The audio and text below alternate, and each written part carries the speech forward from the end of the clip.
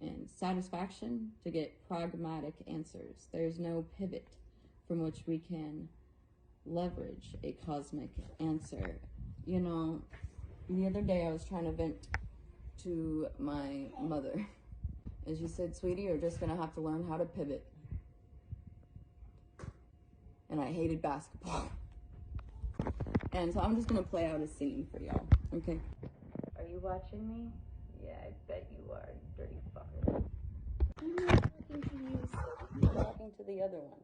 Okay. So for this intuitive reading, you got your ball, and you dribble it, and you dribble it, and you got your feet, and they're planted. You see this? Okay, it's where you change direction while staying in the same place. Okay, here's your feet. You need to keep one foot planted on the ground while moving the other one and completely switching positions. So planting one foot, pivot. Keeping that foot, it's still in the same spot. It can spin, pivot back. My mom said that in order to handle what I'm going through right now, I have to learn how to pivot quickly, as in change the plans, change the direction, while remaining grounded, centered.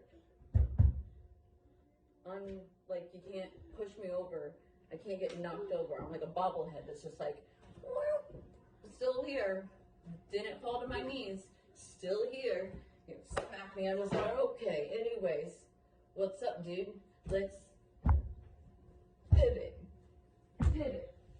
Pivot. Okay, anyways. Sometimes I learn through like very visual actions. So that was a visual on how to pivot.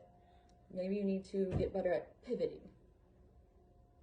Along with that pivot analogy, I'm thinking about someone who wears many uniforms.